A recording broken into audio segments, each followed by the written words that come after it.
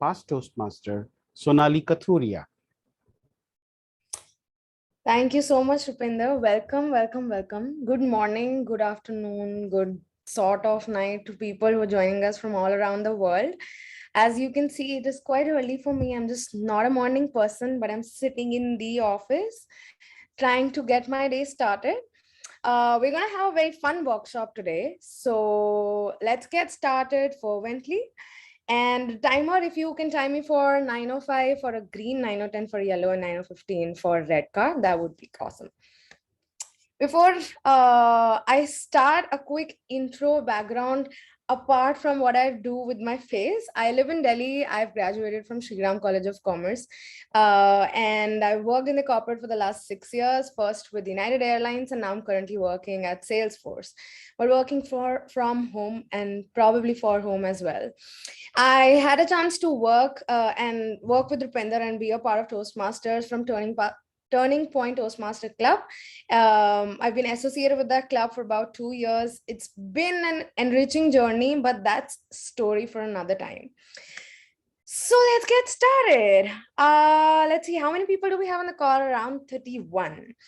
So a question to all of you, and you can put your answers in the chat. How many faces do you think you see in a day? What's the average number? Let's exclude all the number of times we see ourselves in the mirror every now and then during the day. But the others, how many faces do you see in a day? 250 and 2. Wow, that's a vast number and vast range. 50. Okay, that's about sort of close. 30 to 60 faces is what the researchers have usually said. 5,000. Wow, you must be going out and meeting a lot of people. This number has actually changed in the virtual world. We say way lesser people now. How many have we seen today? My number is really 2, my mom and dad before the meeting, and I would say about 5, 6 more right now. How many people today, starting on the day? 1, 3, 6 plus 32. Well, not really 32, and we are going to pump this number up. I want to see at least 29 more faces apart from me. So why don't we turn on that video? Because like Rupenda said, this is a session on facial expressions and it will be useless if we are unable to see faces. Let's see. Do we have a lot of faces on the camera? Yes, a lot of people are turning in. Thank you so much. That increases my count by 4, 5, 6, 7. Amazing. Great. Wherever you are, turn on your video. All we need to see is your face and you got to practice it with me. Thank you. Some of them are even driving, I suppose. I hope you're having a safe drive, but thank you for turning on your video. All right, let's get started. In these last 2 years, we've all been in countless video calls, office meetings, lectures, friend circle, Toastmaster, you name it, and we were there. One good thing about the video calls is that you can be in your own comfort zone, Others can't see your entire body and they can rarely see your surroundings. The challenging part is that people now get to focus on 2 things. One is the mouth that speaks and the other is the face that speaks. Being a Toastmaster, we have all sort of focused more on the former, but now it's time to give the due attention to the second aspect. And one interesting thing to note is that unlike some forms of nonverbal communication, facial expressions are universal. The facial expressions are same across cultures, countries, genders, ages, etc. There was a professor of psychology who did a study on people's expressions. What he did was he compared blind athletes' expression after they had won or lost in Paralympics with the sighted athletes' reactions during Summer Olympics. And interestingly, blind people display the same spontaneous expressions of joy, disappointment, or anger as sighted people without even really knowing what it looks like and how to make a face. It's an unconscious reaction. And our face muscles can unconsciously adjust themselves into 10,000 different configurations. That's a large sort of muscle workout that you can do.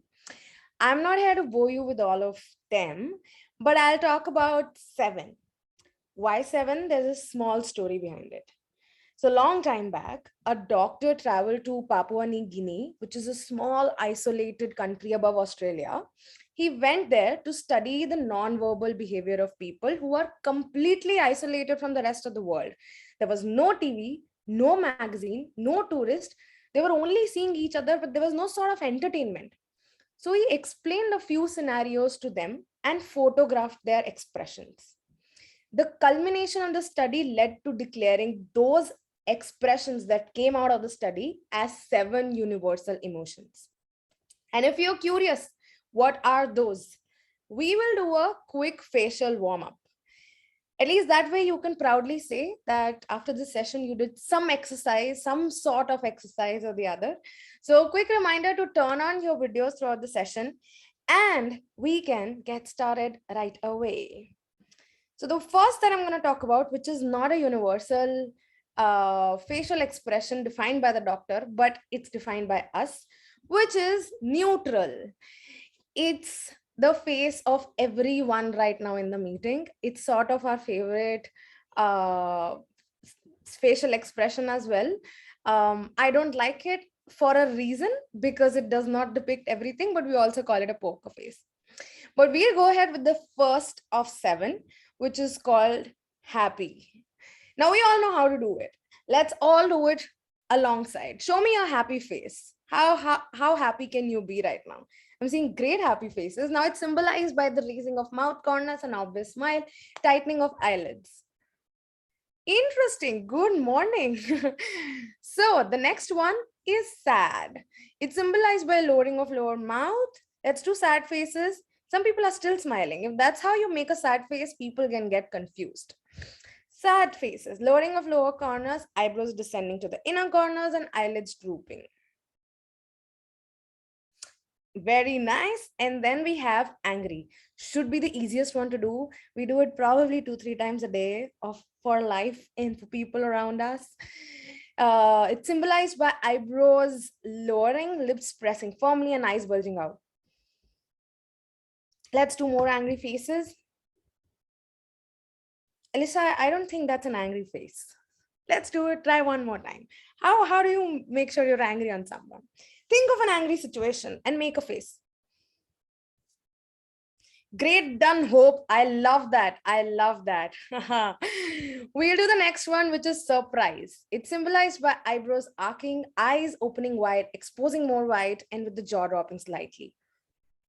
Now you're surprised that maybe you have just left the meeting. How will you react?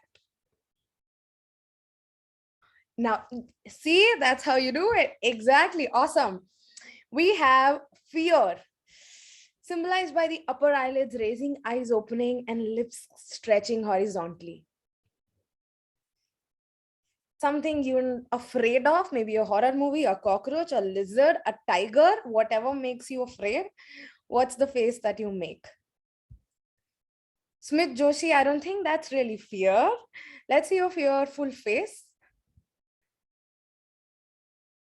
You're getting there. Awesome. The second last we have is contempt. Now, it's an expression you use when you feel that a person or a thing is worthless or beneath consideration. I don't think we usually use that, but it's one of those 7. It's only used when you use half of your face with a left or a right, upper lip tightening up, and head tight, slightly tilted back. I think this is the most easiest one to do. And the last one we have is pout. Everybody knows how to do it. So let's do a pout. Okay, I got you, Raj Mehta and Hope and Guest. Everybody. Brilliant. That is not the 7th universal emotion. The 7th universal emotion is disgust. That's the face that I make when somebody makes a pout. I don't like that face, but disgust is also one of the 7. It's symbolized by upper lip raising, nose bridge wrinkling, and cheeks raising. Awesome. Those were the 7 universal facial expressions. How does your face feel? Warmed up? You feel okay? You can nod your head and communicate with me non-verbally. I see a few nods. Awesome. Great. So these 10,000 facial expressions and configuration that I was talking about, they fall into two different categories depending on what you're reacting to and with how much intensity. First is macro expressions. They typically last up to 4 seconds, and the expressions that you're showing right now would fall in a expression because they occur in daily interactions and are generally obvious to the naked eye. The second and the interesting part is micro expressions. They last only half a second, are very brief, and are involuntary facial expressions. They happen when a person is consciously trying to conceal how they're feeling. So I was watching a series on Netflix where a former FBI agent mentioned how important it was to notice these micro expressions while interviewing criminals like Ted Bundy. He mentioned that sometimes when someone presents in a way that they are difficult to interpret, it's because their faces are showing two different emotions, one on the left and one on the right. So if you ever see someone showing these type of expressions, beware, they could be a criminal or it's just harder for us to define who they are. But another interesting example is that of a professional card player. They've practiced extensively to control their facial expressions so they do not show excitement or give away information about their feeling. On the other hand, they are taught how to read these micro expressions on other players so that they can have an upper hand to quickly identify who is bluffing and who is not. But none of us here are card players, I suppose. Most of us here communicate majorly with our parents, our friends, teachers, colleagues, business partners. So we never really taught what facial expressions to use and when. And for that reason, the problem occurs when what you say does not match with what your face says. If there is a mismatch, your listener, and believe it or not, will likely feel that you're being dishonest. For example, if I say, I'm excited about this session, while making a face like this, you wouldn't know what to believe. And when faced with such mixed signals, you would choose to believe what my face said rather than what I really said. Since body language is very natural, it speaks a language that broadcasts your true feelings and intentions. You'll always likely to choose a non-verbal message over the verbal message. And that's why having this session is a must. A facial expression is a strong tool in building relationships and earning trust with your teams, your colleagues, your friends, and especially in a world like this. So, to kill it with your face in your next speech, your presentation, your interview, or even just a conversation, I have collated my 5 cents. Number 1 cent is connect with your content. You have to bring life to your words. You will be connected to those words only if you understand the true meaning of it. The expressions give the impression that you stand behind your ideas and believe in them. Some reasons why your facial expression can leave your audience confused is number one, tension. I've seen in particularly new speakers that tension is one of the leading causes why facial expression can find itself plastered on your face. Some presenters say, it's wonderful to be here, but they say it with gritted teeth, like it's wonderful to be here. Their nervousness has risen to their surface and is shown on their face. The best way to deal with this is to get the right message across. Express yourself more clearly, even if it means you have to speak more. For example, in the same example that I mentioned, if you're grateful to be here but are still nervous, maybe hint that with the next statement. You can say, it's great to be here. It's my first time speaking at a conference and I'm a tad bit nervous looking at the audience. So you see how my expressions changed? I could communicate both intentions because I believed in both simultaneously. Number second reason why this would happen, doubt. Not believing in your message. If you don't believe in what you're telling your audience, you will convey that in your speech and believe in your message and have control over your facial expressions. And the last reason why people might get confused is long speech or having a long presentation. We often start with great enthusiasm and superb expressions, but then we slowly tend to forget to keep up with those, losing the connection we built with the audience before.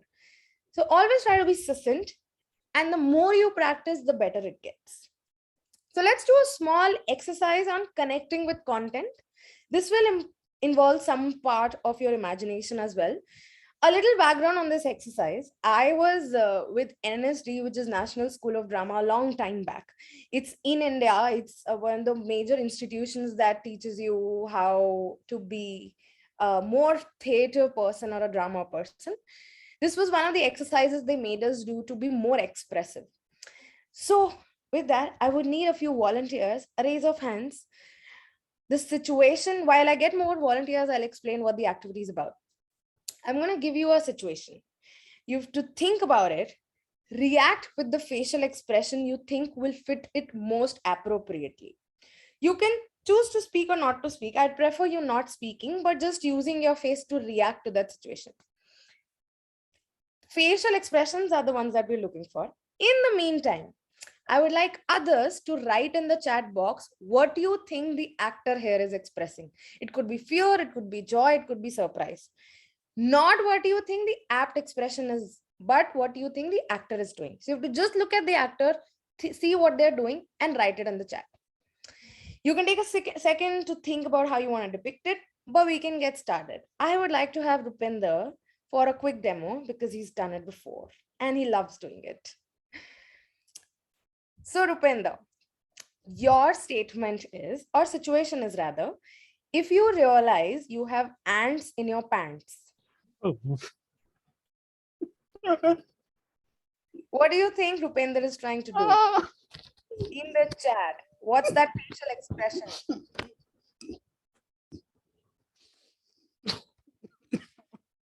Scared, panic, distress, uncomfortable. Rupinder, are these all correct?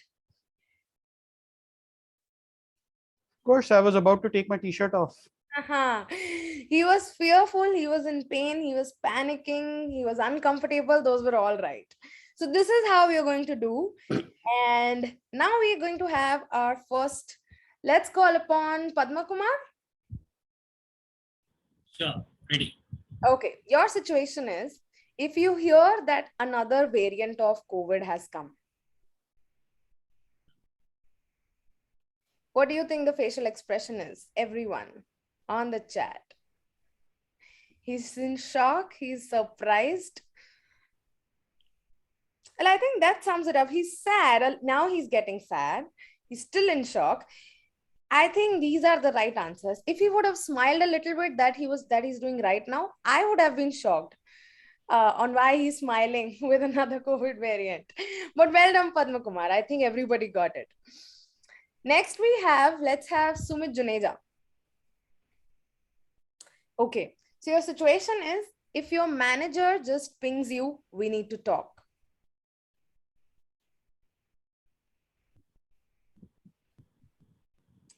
What do you think? He's thinking, he's wondering, he's curious for what we need to talk. I think that's what he was depicting. Sumit, are they right?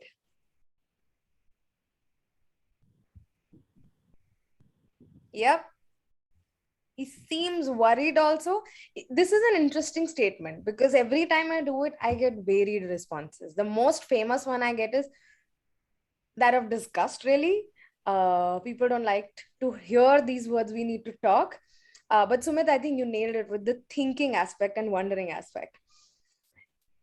Awesome. So we have Sorendra next. Let's see. Your situation is, if you want to go to the bathroom really bad,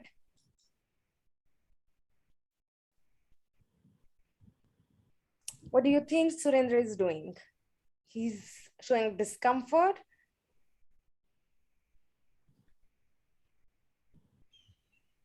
It's controlling. But what's his facial expression saying? We know that's what we should do, but does his facial expression show that? I think he's in a little bit of pain. He could be embarrassed also. Now he's smiling. So I don't want to go there why he's smiling when he really wanted to go to the bathroom that bad. What if Nagesh is right? What if? I will move on, but thank you, Surendra, for doing that. Khushbu, you're next. Your situation is if you just realized you forgot your mom's birthday.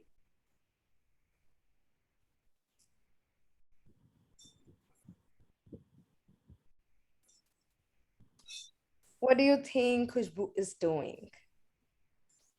She's apologetic. She's maybe freaked out a little bit. She's sad. She's also embarrassed. That's a face of embarrassment. Khushbu, are we right? I'm hoping you're not happy about it. She's feeling helpless. Awesome. That is perfect. I have one more. Do we have any more volunteers?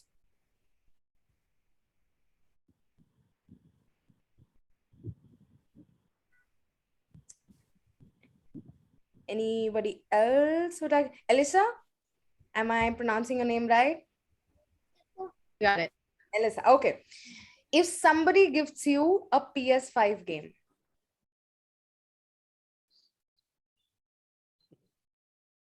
Wow. what do you think? How do you think Elisa is feeling? She's happy? She's overjoyed. What's that? Interesting question. Happy. She does not like video games. Ooh, we're getting two sort of responses. Elisa, what do you think is the right one? How do you want it to be depicted? Do you like PS5 or not like PS5? Just trying to think about what it was. Once I thought about what it was, then I loved it. I think we lost you there, but I think she was a little overjoyed. Again, this is a statement that can go either way. I've seen people make faces like, why would you gift me a PS5 because you know I hate it? And seen people who were overjoyed because they would love or kill someone to have it. So that's why facial expressions are necessary to show both of these emotions at the right time of how you're feeling. Interesting game. I suppose that was fun. Now that we've all understood how to express what we feel, we are 80% there. The second scent that I want to talk about is always smile.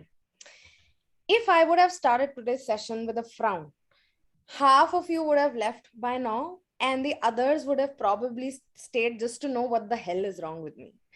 So, smiling will show your audience that you're happy to be there and confident in the material that you're about to deliver. A very smart tip is that to smile on telephone. This is the only and only greatest expression that comes through your voice. You can try it anytime. It will show through your voice if you're smiling. And the best way to smile is you got to relax your jaw and your tongue inside your mouth and then smile. However, not every smile is the same. Sometimes you want to show that you are very, very happy, and sometimes you just want to be polite. There are different smiles while imagining different scenarios. So let's do it simultaneously. I'll give you situations and let's all smile based on that situation. First of all, calm yourself down, relax your jaw and your tongue inside your mouth. Everybody okay? Cool. Number one, a smile for when your best friend surprises you. Oh, those were some genuine smiles. Look at each other. Interesting. I love those smiles. Okay, a smile for when you greet your relatives at family functions.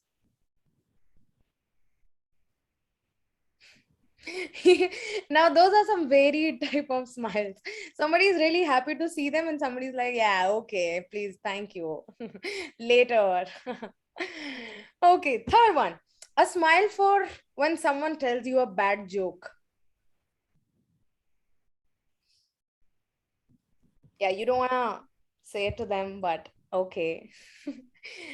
Interestingly, everybody has the same type of smile. So I guess nobody likes bad or funny jokes. And last one, a smile for when someone takes your picture. Let's say a LinkedIn photo. A formal smile. I think that's the only one that I feel is not real. The first one was acing it. And like you see, this is sort of true for all facial expressions. They can be big and bold, they can be small and reserved, depending on what and how you want to express. So remember to always smile, but smile the way you want to and based on the situation that you are in. Tip number 3 is observe your audience. Now, this is my most favorite, but my most underrated tip. Just as your facial expressions provide insight into your emotions, your audience facial expressions provide insight into their emotions. It's always a win-win. When you're speaking, and if they have a neutral face, which I'm seeing for a few of you right now, that may mean they're a bit bored. So, like it's giving me a signal that you're not really into this, or you're not enjoying, or you're distracted. If their eyes are elsewhere, which Hope's eyes is, and I'm hoping that's for a good reason because she's driving and on the road, but I'm assuming she's still interested. So that's one way to look at it. But by observing the audience, you'll be better able to adjust your content spontaneously based on how others are reacting. So try saying, I'm so glad you all agree, when people are nodding, and you will probably see a few more nods. Try saying, you might be questioning my methods and I understand why, when you're seeing a confused face. And you could say, I'm sensing some concern. What questions do you have? Or please let me know if you're not on the same page here. If you're seeing mixed emotions, or you're not sure what their facial expressions mean, and somebody is sitting like this in a meeting and you don't know. So you can acknowledge it, change, pause there, ask a question, or change the way you're delivering your content accordingly. Knowing what facial expressions can communicate is one thing, but learning how to use them to your advantage is another. Sometimes what I do is, when I'm seeing people react differently to my content on how I imagined, I would change my tone also. I would change what I speak. I would do a small activity right there, do something or the other to make sure people are engaged. And that is something I could only do by looking at people's expressions. So look for the emotion on the faces of others, learn to recognize what their expressions communicate to you, and then practice coupling those expressions with the words and emotions you want to convey. On the other hand, sometimes you also want to keep your emotions private, right? Sometimes you don't want people to know how you're feeling. When you talk, think about the messages you send with your facial expressions and body language. So let's say some examples of when you might want to keep your feelings to yourself. Number 1, your friend tells you a boring story, but you don't want to hurt your feelings. What are some of the other examples like that, where you want to keep your facial expressions to yourself? Let's put it on the chat. And you maybe want to hide it. You want to feel something, but you can't tell it. Let's say your manager says something that is stupid, but you don't want to be disrespectful, so you keep it to yourself. When someone makes a hurtful statement, correct. So if you don't want to hurt them back or don't want to acknowledge it, you could just be like, normally, how does my hair look? Good. I don't want to hurt your feelings, Jim. So I'm gonna keep my emotions to myself. No, but really, it looks good. Another example could be a husband-wife conversation. I'm not experienced in that, so I don't know, but maybe it's a tip for others who are in the call. How about a cup of tea? If you don't like tea, and if you want to simply ignore, maybe that's the expression you use, which is what you keep to yourself and politely say yes and a no. Sometimes maybe your little brother makes you angry, but you want him to think that it's no big deal, so you keep your emotions to yourself. So those are some instances where we have to master this performance of keeping it to ourselves rather than also showing it to the other person. Fourth scent that I have is get inspired. Now think of a great personality, someone whom you could watch them speak for hours. And no, I'm not talking about your respective plus ones or Valentines or soulmates, but someone who expresses his or her emotions brilliantly. Now it could be them also, but it could be your mentor, your friend, a partner, a boss, an actor, or a narrator, anyone. So I'm personally less of a reader and more of a viewer. Like I would prefer watching a video podcast over an audio podcast. Anybody else who does that, like me? A lot of people, right? And unconsciously, there is a reason behind it. My reason is I have to look at people's faces because there is a process you go through while talking, and that process is only visible through your face and it completes the picture. So sometimes when I'm on a walk, listen to an audio podcast and I'm not feeling it. I have to go back and really watch a podcast, which defies the purpose, but I think it just helps me understand more about the context and anything else. So that's where I get my inspiration. I cannot listen, I can only watch, which is also weird in a way, but find your inspiration. You watch them, observe them, and learn from them. And the last scent that I have is practice. In front of a mirror, record yourself, or in front of friends or family. The more you practice in normal conversations, the better your expressions are going to be. And get feedback. Ask someone to you trust to evaluate your face as you speak informally. What habits do you have that you may not be aware of?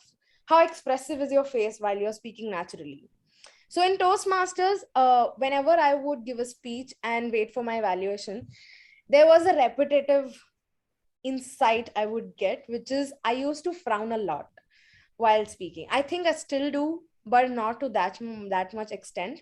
And it's just an unconscious part of my face of how I react. So whenever I would speak, I would always frown like this, and it would give a different impression to my audience of what I'm speaking. And that was a big takeaway. And I've worked hard on just not frowning. Every time I would frown, I would count. Just like a knock counter report, it's a frown counter report for me. So I would count it the number of times and make sure I reduce it the next time. It's a conscious effort, but it only goes away with practice. Someone also gave me this suggestion that to improve my sense of facial expressions, watch your favorite Netflix film, but on mute. And you will be amazed how much you can follow them from the non-verbal clues provided by the actor's facial expression. Back in the olden days, when films used to be, silent and black and white, how do you think audience understood the movie's plot? Actors relied solely on their facial expression to convey their feelings. Everything had to be over exaggerated. They would speak with their face more than with their mouth. But with the advent of sound, that's not needed anymore. But the idea of being able to convey a story with just your face has not changed. So here's a tip for next time you're preparing for anything, be it one line or 10. Record yourself saying the whole thing end to end. Put up a phone in front of you, hit the record button, say the whole thing end to end, and then watch it with no sound. That's the key part. If the expressions alone give away the sentiment of your message, of how you want the audience to feel, that means you've aced it. Otherwise, you can keep practicing and keep doing it till you're wasted. So to give you a preview, we have another activity. I would need a few more volunteers, probably the new ones. And reminder again to keep your videos on. So while I have a few raise of hands, I'll tell you what the activity is about. I'm going to give you a topic. You have to keep yourself muted for this. This is essential. Keep yourself muted on that topic, but talk about that topic or speak on the topic for 10-15 seconds at least. And try to involve as many facial expressions as possible. You can add variety, you can mix and match, but as I said, you would have to exaggerate and let us know what you feel about the topic. And we all have to guess, but just by looking at your expressions, how you're feeling. Now, you could feel a mix of emotions, you could feel just one emotion, but you have to speak on the topic, being on mute, but let your face do more of the talking so that we could understood what you're doing. We'll do a quick demo, and Rupinder, if you're okay, you are there. Cool. I'll give an interesting topic for you. Audience, get your keypads ready, and actors, get your faces ready. Rupinder, you have to be on mute. Your topic is, you have to speak on the topic for 10 seconds at least. just like you would speak in any other speech or a forum. Your topic is marriage.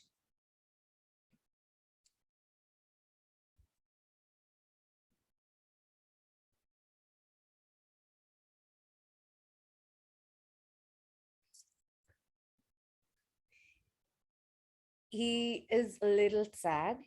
He's making a disappointing face, but I think he has a lot to say because he seems experienced.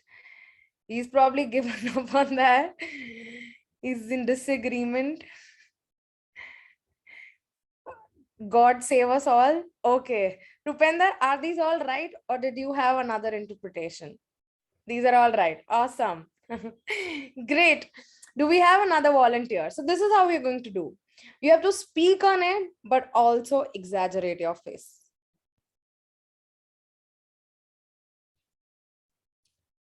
Do we have more volunteers? I suggest Sonali, you can pick up now. I can pick Then up? no- Okay. Great. So let's start with Smith. Smith Joshi. Are you okay? Cool. You have to be on mute only. I'll give you your first topic. Topic is pizza.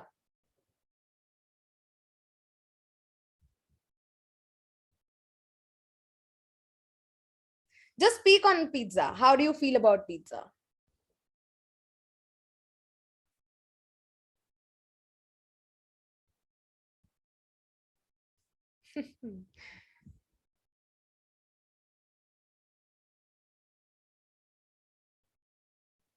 What do you think Smith feels about pizza? I could guess he was not sad. He was not disappointed.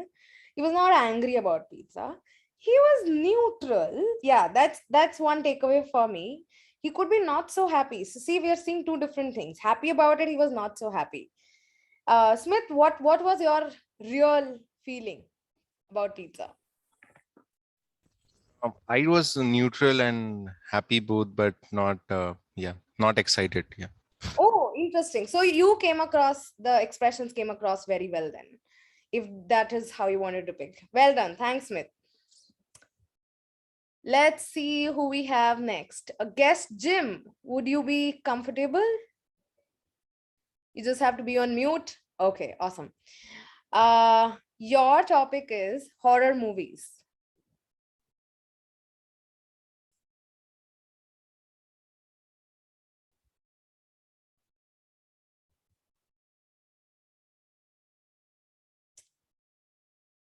What do you think as Jim is saying?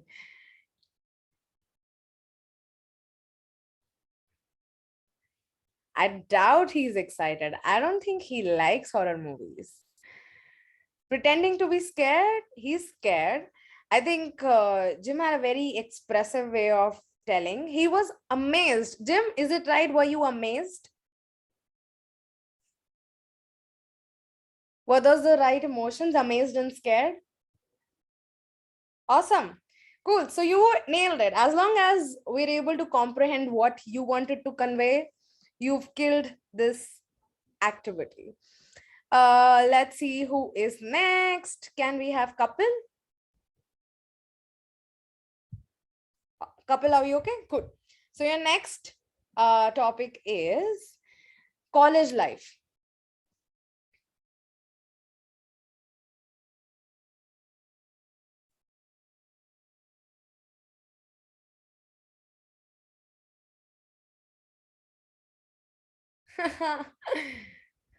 He was a stud. I was the dude. He was excited. Yeah. I think he got really excited listening to the topic. And I think he was quite happy talking about it. He enjoyed reminiscing his time. Kapil, are we all right? Great. Thanks, Kapil. Mohammed, let's give it to you. Your topic is Toastmasters.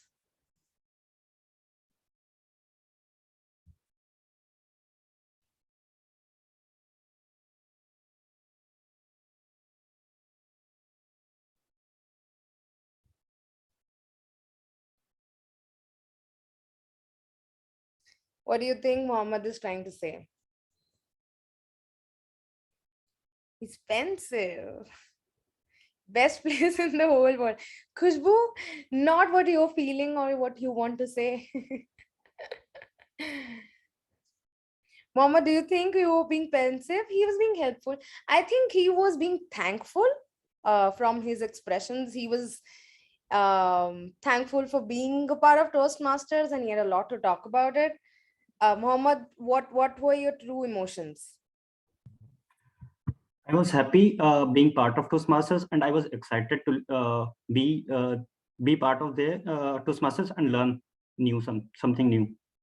Awesome. So for happy and excitement, there could be a slight improvement. I could see your face telling a different story, which was you being more thankful in nature. But for a happy or an excitement face, you needed to show your mouth fully. Like you were really happy, like I am doing right now. So that's one feedback. But thank you so much, Mohammed, for volunteering. Rita, okay, this last one is for you. The topic is this session.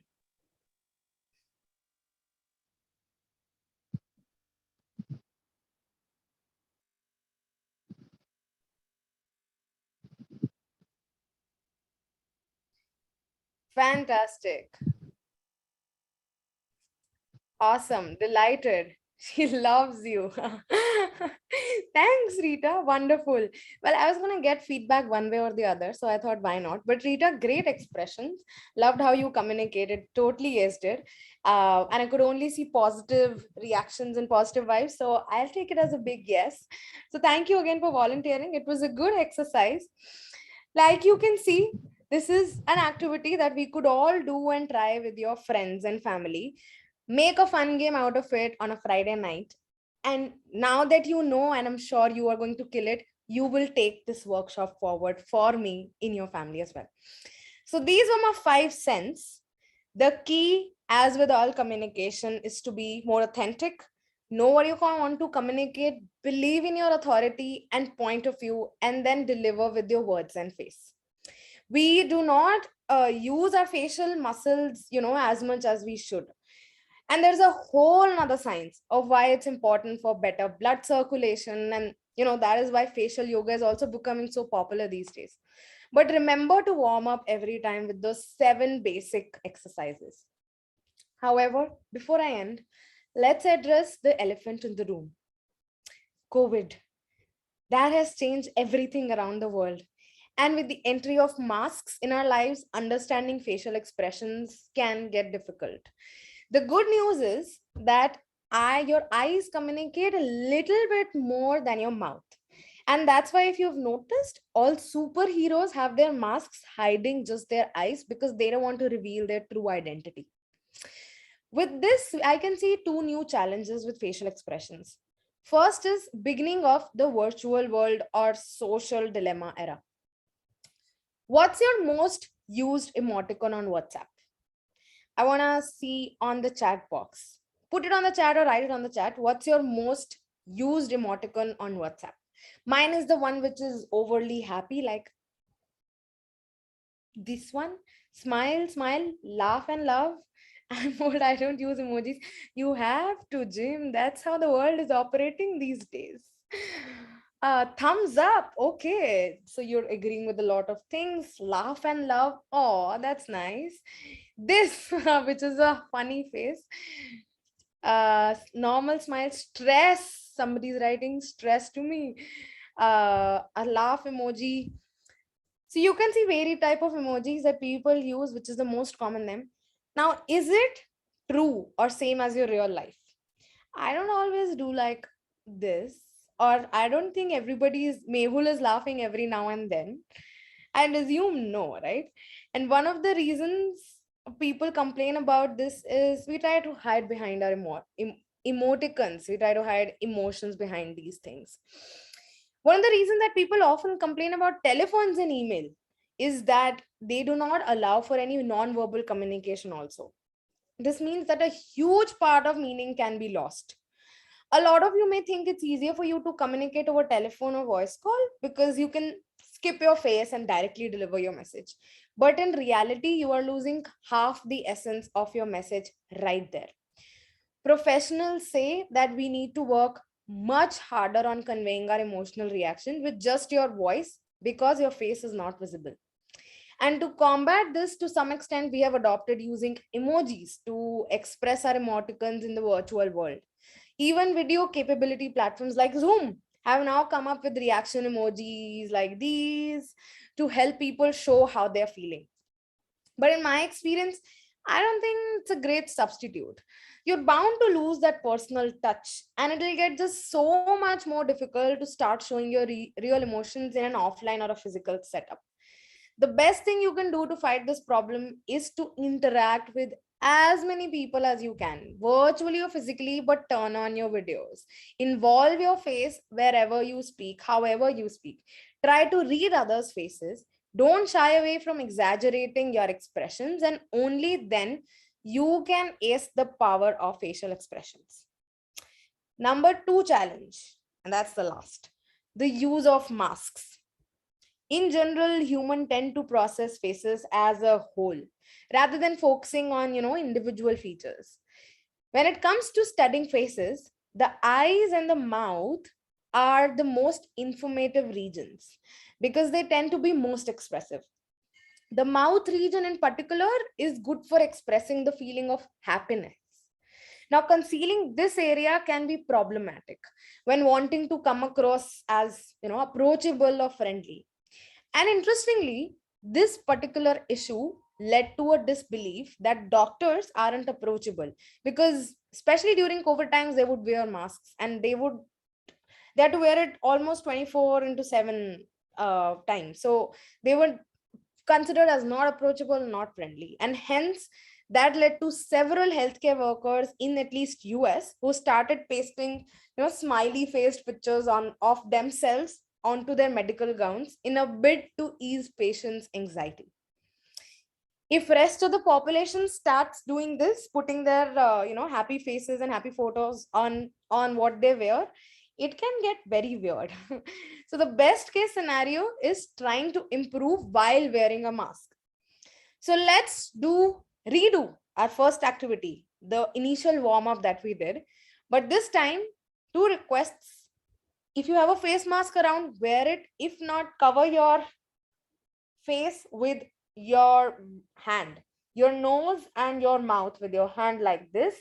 I see Pallavi is already wearing a mask as she's staring outside. It's a good.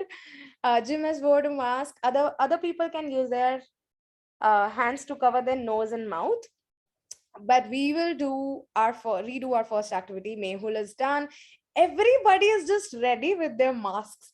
Where are you keeping these masks handy, man? It's so hard for me to go and get one. But okay, thank you.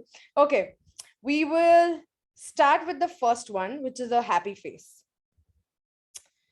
The first happy face that we did, which was symbolized by raising of mouth corners and obvious smile, tightening of eyelids. How are we doing in happy face? Interesting. Also keep looking at others because it's an interesting activity. Let's do fear. Fear with a mask on. That's a lot of eye work here, as you can see. It's the most easy one to understand. Sadness. A lot of people use mouth to depict sad, but you also have to start using your eyes and your eyebrows for depicting sad. Alyssa, you're killing it with the sad expression. Rupender, it's the same for you, be it happy or sad or fear. Next is contempt. That was just used with half of your face.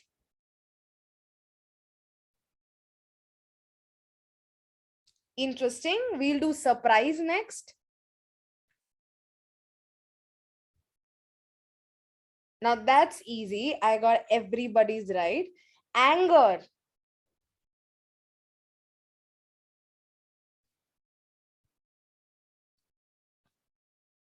Rupender, I think that's the only one you were able to do. And last is disgust.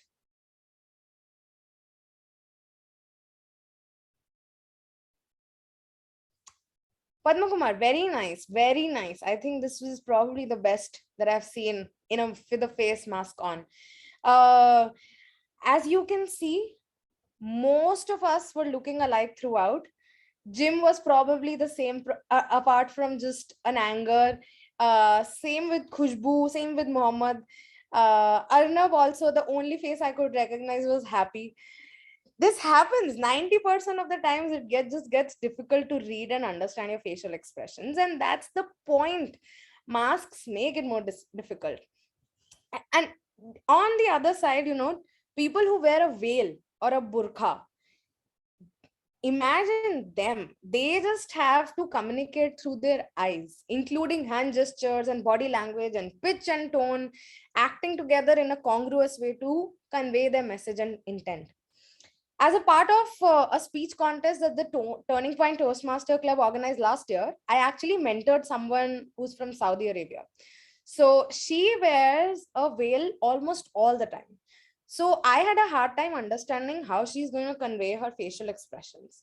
Instead, she told me that they had subjects in school that would teach them how to communicate with just their eyes effectively. There's a whole new chapter and subject on eye communication. And boy, did she ace it. It's about noticing whether people are making direct eye contact or averting their gaze, or how much they're blinking, or if their pupils are even dilated. Now, that could be a different session on its own, and I don't want to get into that. But for now, what I want to end the session with is over communicate. To use more words that you would normally would in a virtual world like this, where we have masks faced on, asks more questions to make sure you're correctly picking up on other person's emotions. Masks will come and go from our lives, but the time and effort you put into internalizing these tips won't just pay off during epidemic, but they'll continue to help us all in all aspects of communication. So let's all promise to continue practicing and have faces that can speak on its own. So thank you for your time and your engagement. I am open to take in questions now. I'm seeing happy faces, so that's a good news. Yes, Rupinder, go ahead. I know you're tired of answering this question, but I'm going to ask it to you again. I get tired maintaining an impression. So my speech requires that I have to be happy, let's say for 30 seconds of time. Somewhere around 15 or 20 seconds, I start wondering, is this even having an effect? And then I try and tend to relapse back into my neutral expression. What do I do about that? Like I mentioned, you have to connect with your content. So change the content accordingly.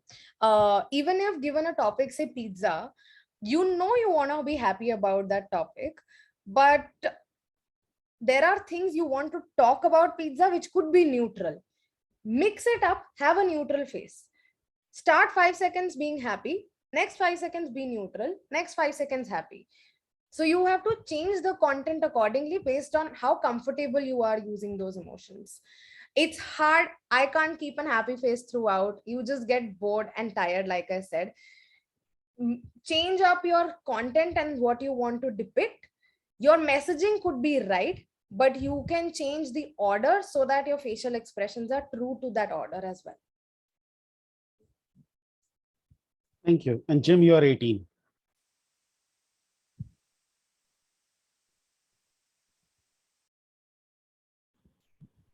May I? Yeah, go ahead. So first off, scintillating speech, Sonali, really loved the way in which you organized the entire speech, and the whole thing was very, very engaging. Now, I have one question and one comment. The question basically is about watching the facial expressions of the audience so that you remain engaged throughout the speech. For example, a public speaking kind of an opportunity. My mentor told me that in the initial stages, it is better to focus on those faces that are smiling, happy, and supportive in order to ensure that we continue the speech with confidence. And as we progress in the speaking career, we can get to a stage where we factor in all faces and respond accordingly. So I would like to hear your views on this. That was the question. And the comment that I had is that just like you, I'm also a visual person. I love to see videos rather than listen to audio podcasts. But But I have this experience of closing my eyes and imagining the face of the person, even when I listen to audio podcasts, and it has worked for me. So just wanted to share that comment. But I'd like your response to the question, please. Definitely. Thanks, Padma Kumar. I think on the second part, the comment, interestingly, I have failed to imagine expressions because my imagination can go very haywire. I am a very imaginative person. So once I imagine, and if I go back and watch, I get very disappointed because they generally don't use those expressions. And I'm like, I'm better off doing all of these things. So that's why I prefer just watching. But that's a great feedback for anyone else who wants to open up your imagination and try to imagine things and work on that aspect as well. On your first question, very well said. Again, I think I agree to some extent. I believe, and I like to believe, I've reached at a stage where now I can look at all faces simultaneously and define how I want to move forward. An instance on that, it's essential to look at faces that are more comprehending and very acknowledging of you and your session at that point in time to move forward. While I was giving and I think Rupenda might be able to back me up for this one. This was a table topics contest, which was happening offline. And I was given a topic on the spot. I'm generally not like an on the spot and an impromptu person. I was not. I probably am better now. So when I started speaking, I blacked out in 5 seconds. There was a 1 minute time frame, but I blacked out in 5 seconds. And I blacked out mostly because I was looking at the neutral faces, and that didn't help me proceed at all because they reciprocated the same way I was giving them, the vibes, which were not very positive in a way. So after 5 seconds, I looked at the first row, which were really all judges, and they were going like, you can do it. They were going like, yes, keep going, you're in the right direction. After about 10-15 seconds, I picked it up again. I just looked at them and I completed it. So you have to see what situation makes sense. In a contest like this, I really didn't want to look at everybody's expressions because all I cared about somebody approving of what I was doing and okay being me as a part of that. But in a session that you are giving where you want to impart knowledge, you're facilitating something, there is a call to action at the end, there are some activities involved. It's helpful for you to understand the vibe of an entire audience, and for that you will have to look at everybody, even if sometimes it can deter you or put you in a place you feel like maybe people are not that interested, and that's your hint. So change your style.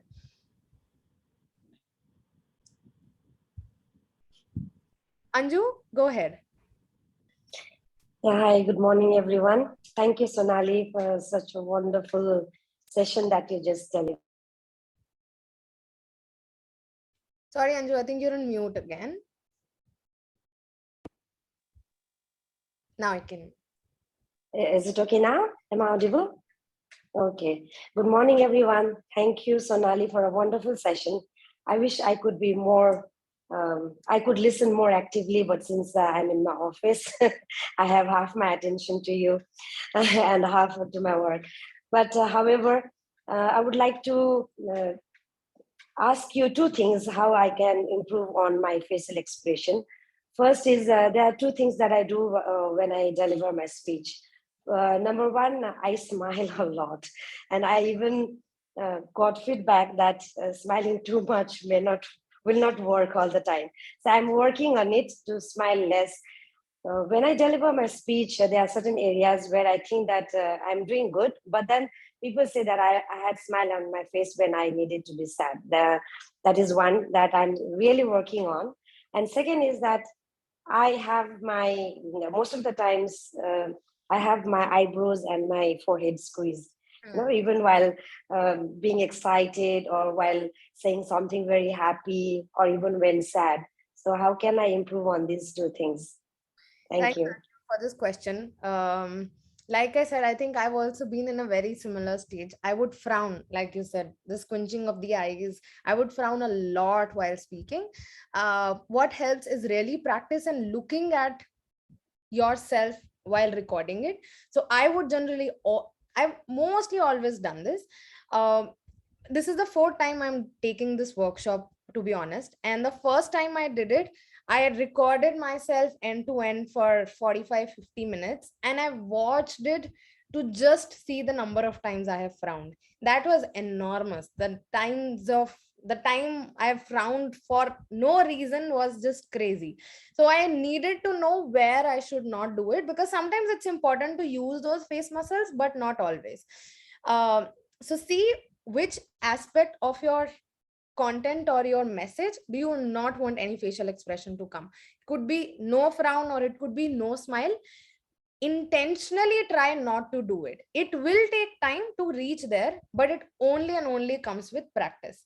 Record yourself, ask a person to sit in front of you and check if you're frowning too much or not, because these sort of things, like we say and all of those things, filler words, they come very unconsciously to us, and we don't get away from it until unless somebody helps us understand you're doing it too much and you have to reduce it, which is very true for a filler facial expression, which is like a frown or a smile. So it's a conscious effort, but it's not at all hard to do. You'll have to take a little bit more time and practice, and you will get there. Thank you so much, Sonali. So I learned one new word, filler expression. Filler words, I knew that word, filler expression, and I will definitely work on it. Thank you. Back to you. Kapil? Yes, Sonali, first of all, thank you so much for having such a great session. Sonali, my question is not directly related with facial impression, but it is related with body language. So a tip or two will help. For example, if I'm giving some presentation in the office, I sometimes struggle what to do with my hands. You know, someone gave me a tip that initially you hold a pen or a marker so that, you know, while you are delivering something, you can play with your pen and all. But again, that's not a right way to approach a presentation. So, I mean, I somehow couldn't figure out what to do with my hand. Sometimes it goes into my pocket. Sometimes I feel like, you know, it's so a tip or two would help certainly. I think I've stopped using my hands in the last 2 years while I've been giving speeches. There's literally been no platform where I could do all of this. But I think a lot of people pick their comfort zone with their hands initially, and then they get feedback on what are they doing more and what they could be doing less. What I've seen most people use is just this as a hand movement and a reiteration. Using a pen or having a prop in hand is probably not recommended because it's a sign of distraction. You should be the star of the show or the star of your speech, and all your people looking at you or acknowledging you should go into what you're saying and how you're saying and how you're presenting yourself. So having a separate prop, unless you want them to focus on the prop, is only and only needed then. So avoid using pens, avoid using pencils or any notebook in the hand while you're speaking. That's like a taken thing for sure to help you improve there. But apart from that, using your hands in a, like you would walk normally, use more scale of a stage. Because I think right now, if you're looking at my hands, I'm using hands in a very comprehending manner. It's not too excessive, it's not too bad. But when you're in a stage, when you use your entire body, your hands automatically fit in very well. If you walk, you will notice your hands will not be very jittery. So try walking and using the stage. Try interacting with someone where your hands are more expressive than they can be. If you're standing in one place and talking, it can get harder for you to manipulate your hands in the way you want to be. I may not be an expert here, and I'll open it up for any insight that they have learned during their Toastmaster journey or outside, and they'd like to share on their hand gestures that they use. Can I? Yes, please, Rita, go ahead. Thank you so much. It's a wonderful session, though I joined it very late. But the question is, for the hand movement or the body language, you are absolutely correct. When you move around, whatever space is being given. So you are in a habit of, using your hand, pointing out like this. See, I'm working with the mobile right now, so might not be able to. So this is the exact position, like over here. This is the exact position, and from this you can start off with your whatever speech is there. Even if you can practice among your friends also, when you're talking to your friends, use your hand gestures, because the facial expression, the hand gestures, it plays a very important role. You say a single sentence with your facial expression, with your hand movement, it became more impressive. It is very much clear to the other person that what you are talking. It is a taunt, it is a statement, it is a question, it can be anything. So with your tone, your facial expression, your hand movement, your body language, everything is included in this communication. Thank you so much. Thanks so much, Rita. I hope that answers your question, Kapil. Yes, The red thank you. flag is showing on my face, so I will stop right there. But before I give it back to Rupender, a quick photo with how you're feeling right now. There are a few emotions on the screen. However you're feeling right now, depict that, and we'll take a quick selfie and give it back to Rupender. Pick your one emotion, and whenever you're ready, I will take a photo. If people who are off camera, if you don't mind coming on camera for this one very quickly. Thanks, Anju. Okay, I'm gonna take in 3, 2, and 1. Thank you. And back to you, meeting host Rupender Singh.